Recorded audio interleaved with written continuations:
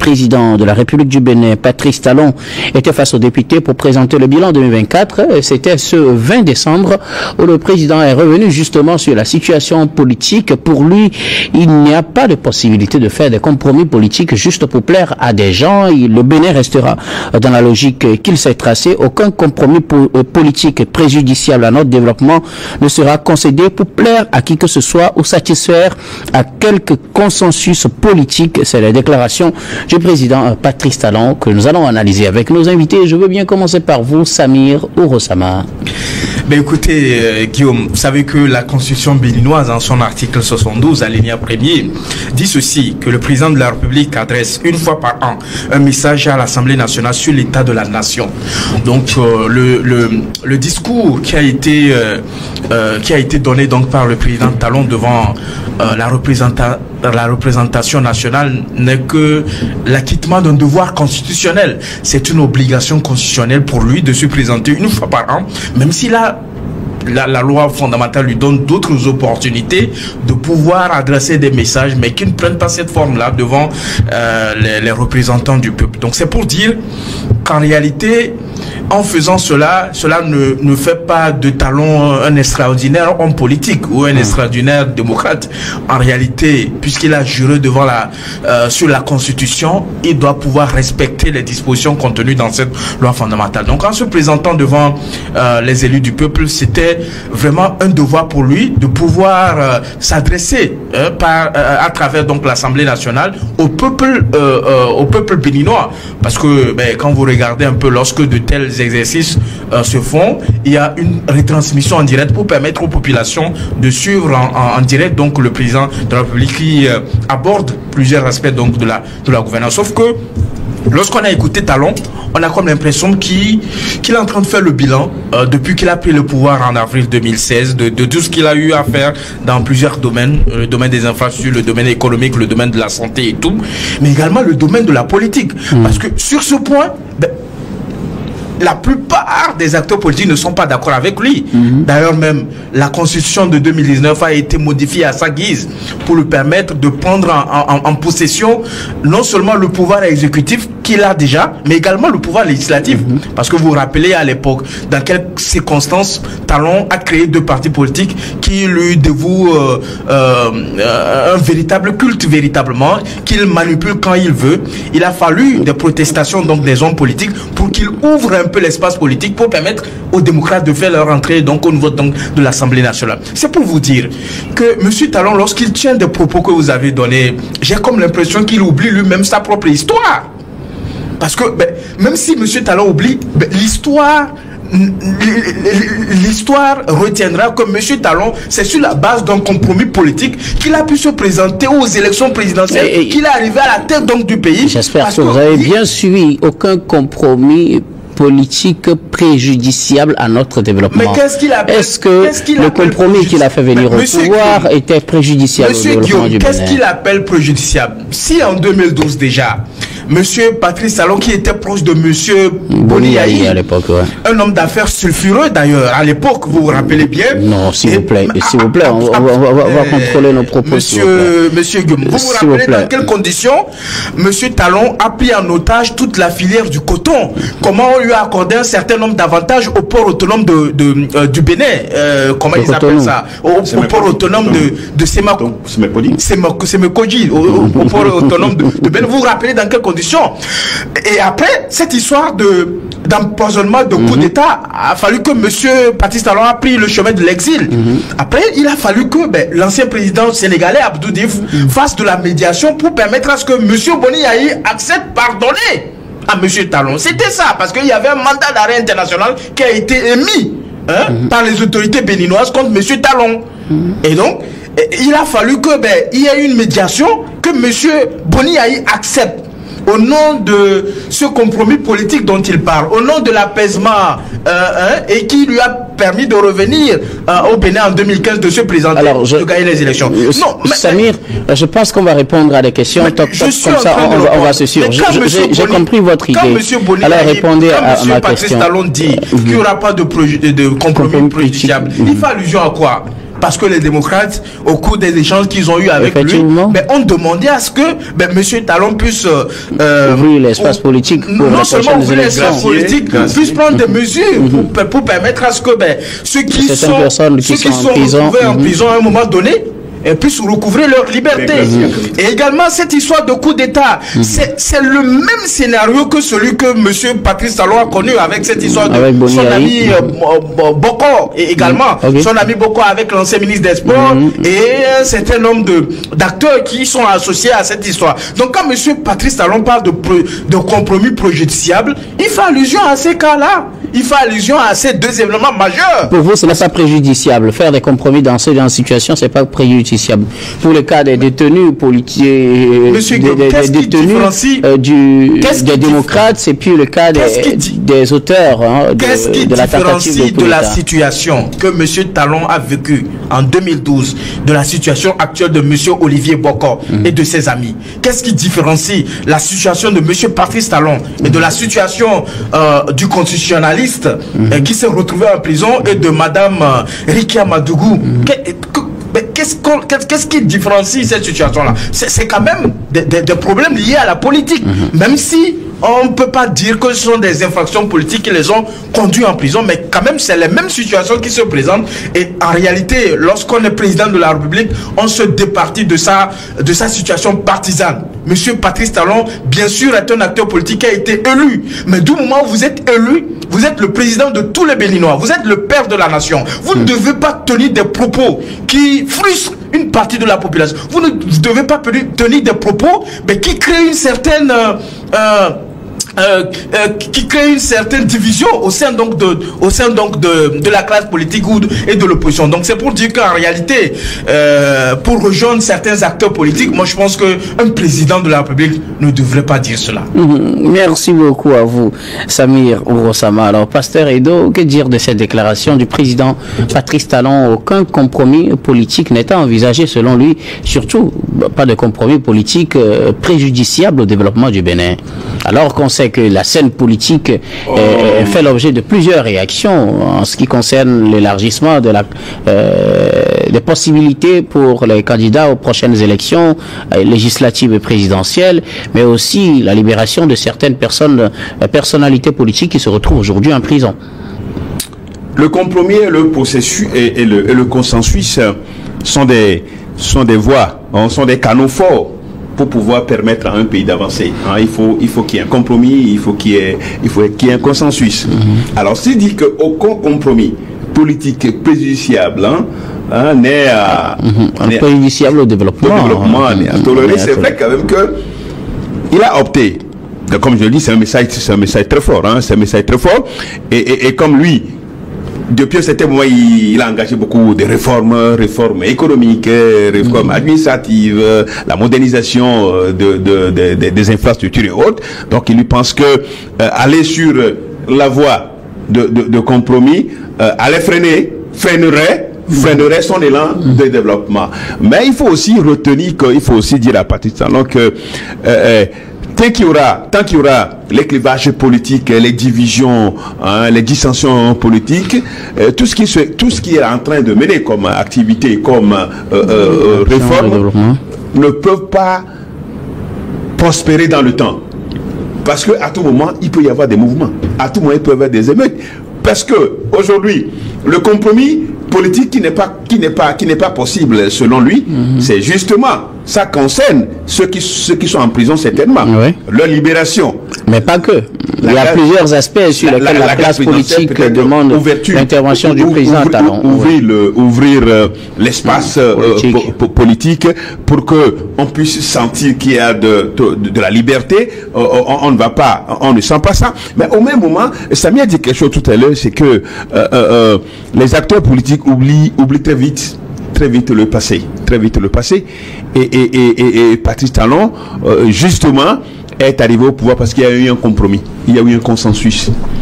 Parce qu'il pouvait être cherché, même interpellé à son lieu d'exil, là où il était, parce qu'il y avait un mandat d'arrêt international. Donc, du coup, c'est une manière de cloisonner Je dis, c'est une manière de cloisonner l'espace politique au Bénin et plutôt de privilégier le développement qu'il a engagé. Mais au même moment, ses adversaires politiques sont nombreux, parce que la plupart de tous ceux qui lui sont hostiles sont en prison.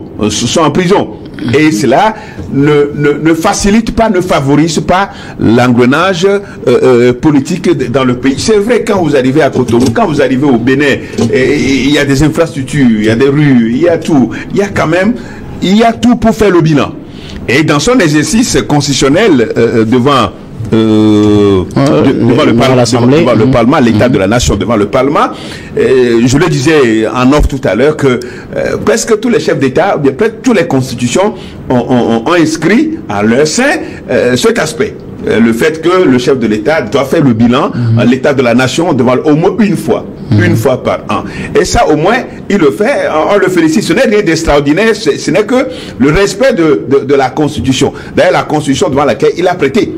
Il a prêté serment de la respecter. Et donc, du coup, comme je le disais, cette déclaration est très forte. Est très forte parce que Talon estime que en faisant des compromis politiques, cela va entacher, cela va empêcher son développement. Mais je pense que le Bénin a besoin de la réconciliation entre ses fils et ses filles. Parce que tous ceux qui sont en prison sont des figures emblématiques de l'opposition. Des figures emblématiques de l'opposition. Pas eux tous. La plupart. Même ceux qui sont de son camp. Ouais, justement, ceux qui sont de son camp, finalement, c'est parce qu'on voit en eux peut-être une ambition politique. C'est toujours comme ça, on voit en eux cette ambition politique. Donc, il y a des manigances pour pouvoir les freiner dans leur élan, dans leur vision politique. Tout ça aussi, ça peut... On ne dit pas que c'est ça, mais ça peut être ça. Et donc, dire en politique qu'il n'y a pas de compromis. C'est vrai qu'il a bien précisé, il n'y a pas de compromis politique préjudiciable à notre développement. Alors, la question qu'on se pose, qu'est-ce qu'il met dans préjudiciable? C'est la question qu'on se pose. Il faut qu'il nous dise ce qu'il met. Et justement, c'est parce que déjà on se rappelle de cette rencontre que les démocrates ont eu avec lui et au cours de cette audience-là, il a tenu des propos forts, des propos forts devant l'ancien président qui est resté vraiment éberlué devant le président Talon. Donc du coup, ce que nous pouvons dire, la politique a toujours marché avec de consensus et de compromis. S'il n'y a pas ça, je crois que on est en train de construire l'État, on est en train de construire le pays. Mais il faut au même moment ouvrir le paysage politique à tout le monde pour pouvoir s'exprimer. Merci beaucoup. Pratiquement, quand vous prenez le Rwanda est sur la même, est presque sur la même trajectoire. Ça marche pour le Rwanda, mais est-ce que ça va marcher pour tous les pays? C'est la question qu'on se pose. Donc, ces genres de propos, c'est très dur, puisque demain, il ne sera plus président. Qu'est-ce qui va se passer après? Qu'est-ce qui va se passer? Personne ne saurait le dire. Robert Kosigan, que t'es pour le président Talon, aucun compromis politique préjudiciable à notre développement ne serait toléré. Oui, il a écouté tout à l'heure notre illustre juriste. Je sais que soit il n'a pas les bonnes informations concernant la politique béninoise, soit il a été manipulé par les démocrates qui ont élu Debussy la Lomé.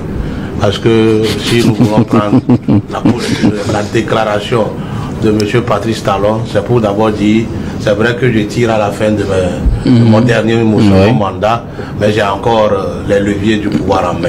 Alors, pour ceux qui ont peut-être des idées malsaines et dans son camp, ou dans le camp adverse, quant à pour ce qui concerne peut-être la déstabilisation du pays et tout, stop, j'ai encore la force avec moi. Ça fait un. Parce que vous savez que tous les pouvoirs finissants, il y a parfois alors des gens qui sont même avec le pouvoir, mais qui ont des ambitions et qui mettent peut-être des pots de banane un peu partout. Ça fait un. De deux, tout ce qui est préjudiciable au développement du Bénin aujourd'hui, le Patrice Talon met dedans, parce que vous savez, au Bénin, il y a aujourd'hui deux volontés opposées. La volonté de ceux qui veulent développer vraiment le Bénin et d'autres qui sont dans la nostalgie du Bénin passé. Le Bénin passé, c'était quoi? Le Bénin passé, c'est les concours frauduleux, c'est ICC Services, c'est la pose de première pierre qui n'ont jamais été construites, c'est le détournement des deniers publics, c'est les microfinances partisans, c'est beaucoup d'autres choses horribles. que Patrice Talon, lui, ne voudrait plus voir. On croirait être en train d'écouter Patrice Talon. Non, moi je connais le Bénin, une partie de moi est au Bénin. Donc, moi je vous parle du vécu sans parti pris. Vous savez, aujourd'hui, qui sont les démocrates? Les démocrates sont les reliquats de ceux qui avaient travaillé avec Patrice, avec Boni, et qui veulent voir le Bénin replonger dans la gabégie, dans le détournement, dans les poses de première pierre, avec l'hélico, tout ça là, les messes organisées ici et là. Et il y a un autre courant qui dit réformateur, qui ne veut plus voir ça, et qui veulent vraiment développer le Bénin. Il y en a d'autres qui sont les pilleurs de la République, qui ne payent pas les impôts et qui ne veulent pas aussi rendre compte devant la justice de leur pays, et qui élisent domicile à l'extérieur et qui nourrissent aujourd'hui des petits TikTokers et comment on l'appelle là, ceux qui travaillent sur TikTok là, ils les payent pour que voilà, les influenceurs pour qu'ils puissent salir le peu qui se fait aujourd'hui au Bénin. Maintenant, si le président dit stop à ça, je ne vois pas que c'est une menace ou ce n'est pas le rôle d'un père de famille. Stop à ça, c'est stop à ça. Prenons par exemple le vote du code électoral. Quand c'était prêt pour voter le code électoral, on n'a pas empêché les députés des démocrates d'aller à l'hémicycle. Ils y étaient, ils ont même apporté des amendements qui ont été pris en compte. Le code est voté, vous faites maintenant le tour alors des églises et tout pour que voilà, on puisse alors retoucher à ce code électoral. Ce n'est pas responsable. Ce serait plus responsable si le jour-là, ils n'ont pas fait d'amendement, ils ont boudé. Ça n'est de même en 2019. Quand on parle 2019, c'est d'abord la volonté de deux chefs d'État de mettre un terme aux fonctions présidentielles de Patrice Talon, parce qu'il y avait un compromis, il y avait ce consensus dont vous parlez aujourd'hui là, qui était trouvé entre les deux camps. Patrice Talon a dit, allez comme parlementaire, vous parlez entre vous, dès que vous allez trouver un consensus, nous allons l'appliquer. Et c'est Joël Aïvo, qui est aujourd'hui en prison, qui a même trouvé la solution. Cette solution, alors pour régler la crise, a été signée par les deux partis, les mouvanciers, comme alors ceux qui s'appellent aujourd'hui les démocrates. Mais à la dernière minute, il y a l'autre, Éric Hundete, qui a renié sa signature. Alors, quand il y avait deux solutions qui s'offraient à Patrice Talon, quand la signature de l'autre, Éric Hundete, a été reniée. Pourvu que ce soit vraiment prouvé que c'était sa signature et qu'il a renié. Non, il a signé. Il a signé, il a renié. Robert Kassigan, revenons au débat sans émotion, tranquillement. Il y avait deux chefs d'État les anciens chefs d'État qui ont fait pression sur lui, il a renié.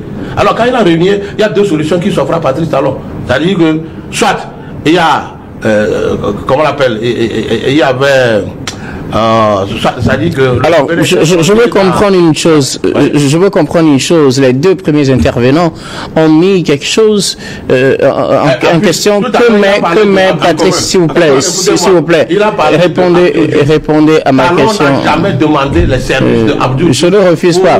On n'a pas dit que Talon est allé demander pardon à qui que ce soit. Et la justice Robert Kassigan à côté ont débouté cette plainte de Boni Aï sur comment on appelle dans cette affaire d'empoisonnement. Merci beaucoup. Alors répondez à cette question avant qu'on ne marque la pause. Ce qu'on veut savoir, que met Patrice Talon d'un compromis politique préjudiciable au développement? Tout ce qui peut faire revenir le Bénin dans le passé. Donc trouver un accord avec les partis politiques pour que les prochaines élections soient apaisées, ça recule le Bénin. Le consensus est déjà trouvé, le code électoral est là. Quitte à eux d'aller travailler sur le terrain pour avoir le parrainage qu'il faut. Pas de réaction, Samir? Oui, moi je voudrais dire une chose, c'est-à-dire que les modifications majeures qui ont été apportées au code électoral ont été faites de façon unilatérale par le camp Patrice Talon. Ça c'est faux. Faut pas les démocrates n'ont pas parlé. Je reviendrai à vous. Seulement ils n'ont pas la majorité. La démocratie demande que oui, mais ils n'ont pas la majorité. Alors qu'ils prennent la décision. Ils ont même amendé ce code là. Ok, s'il vous plaît, Robert Kassigan à côté, monsieur à côté, monsieur à côté, pasteur, pour que le temps puisse nous suffire, permettez à chacun de dire ce qu'il a à dire et puis qu'on passe à quelqu'un d'autre. Je reviendrai à vous, s'il vous plaît. Oui, Samir. Monsieur Guillaume, la modification du code électoral a été opérée par le camp Talon en instaurant le système de parrainage. en instaurant le système de parrainage, en bloquant donc la candidature multiple donc des acteurs politiques au niveau du Bénin. Mais contrairement à ce que mon co-débatteur est en train d'évoquer, c'est-à-dire il snobe l'histoire, parce que l'histoire est claire. Monsieur Boni Yahi a toujours été ami avec Monsieur Patrice Talon. Monsieur Patrice Talon a soutenu les deux candidatures de Monsieur Boni Yahi. Lorsque le mandat d'arrêt international a été lancé contre Monsieur Patrice Talon, il a évoqué l'idée que parce qu'il refusait de soutenir la candidature donc de Monsieur Boni Yahi pour un éventuel troisième mandat. Sauf que partout où M. Boni Yahi est passé, durant son second mandat, il a clamé fort, comme ce que M. Patrice Talon est en train de clamer aujourd'hui, qu'il ne fera pas plus de 2 mandats, que c'était son dernier mandat. Donc, il ne faut pas tripatuer l'histoire véritablement. L'histoire du Bénin est claire, tout le monde est au courant, et c'est qu'en réalité, c'est sur la base du compromis que M. Talon est arrivé au pouvoir, parce que rien n'obligeait M. Talon à gracier ou à donner, rien n'obligeait Boni Yahi à gracier M. Patrice Talon.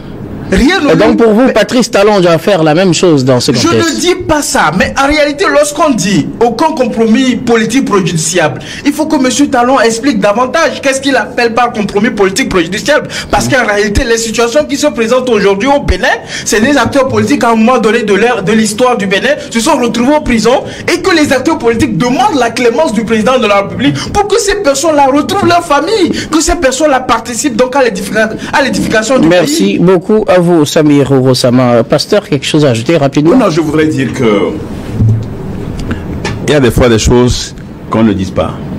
Je viens de le dire. Parce que dire qu'en politique, aucun compromis politique, là, il a mis préjudiciable. Et moi, je suis resté toujours.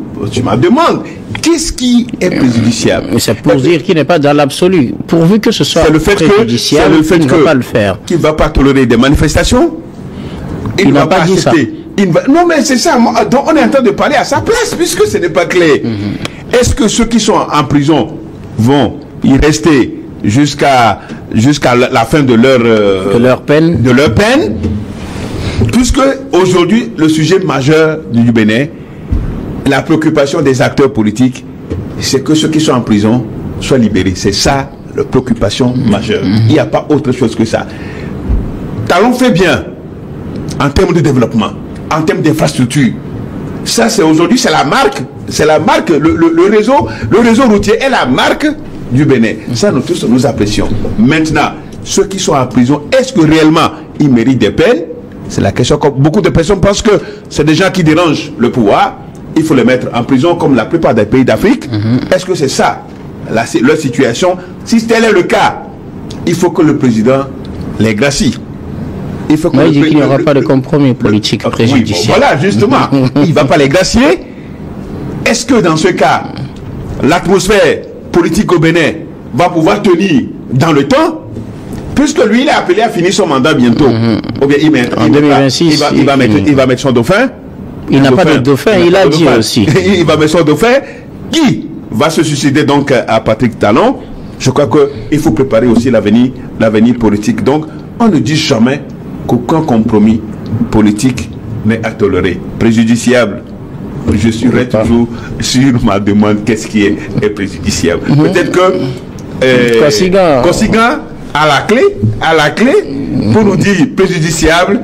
Il a tenté tout à l'heure, mais je ne suis pas d'accord, je ne suis pas toujours convaincu. Oui, Robert Kosiga, qu'est-ce que le président Patrice Talon mettrait dans préjudiciable? Sur 3 choses. La première des choses, c'est que les députés démocrates étaient au sein de l'hémicycle. Oui, effectivement, de la réforme constitutionnelle. Non, pas de la réforme constitutionnelle.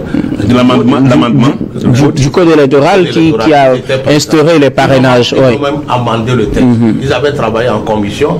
Avant, en plénière, ils ont amendé le texte. Ça a été pris en compte. Voilà. Mais donc il n'a pas de raison. Est-ce que l'amendement a été pris en compte? C'est la question. L'amendement a été pris en compte. Il faut qu'on vérifie. En 2019, ce sont les opposants politiques qui ont voulu plonger le Bénin sans institution politique. Alors, en tant que chef d'État responsable, Talon dit allons aux élections. Sinon, il y aura un vide constitutionnel. Ce que les autres voulaient pour faire tomber les institutions de la République. Donc, moi, j'ai dit, ça là, ça c'est des querelles politiques entre Béninois. Maintenant, pour ce qui concerne le cas Abdou Diouf, Patrice Talon l'a même dit la fois dernière qu'il n'a jamais demandé qu'il y a une conciliation entre lui et Yahi Boni. Maintenant, pourquoi Yahi Boni a été obligé de gracier Patrice Talon, de permettre à ce que Patrice Il a été obligé, c'est parce que la justice béninoise alors l'avait débouté lui-même, Boni Yahi dans le temps. La justice française l'avait débouté, la justice béninoise l'avait débouté. Alors quand vous n'avez plus la loi de votre côté, qu'est-ce qu'il faut faire? Vous allez abdiquer, c'est ça. Maintenant, ce n'est pas parce que Patrice Talon ne veut pas qu'un acteur politique futile de l'opposition puisse diriger le Bénin après lui, mais que cela se fasse dans l'ordre constitutionnel, que la loi soit respectée et qu'il n'y a rien comme coup d'État ou forcing, ou que celui qui va venir le remplacer ne coupe pas l'élan alors des développements qu'il a donné au Bénin.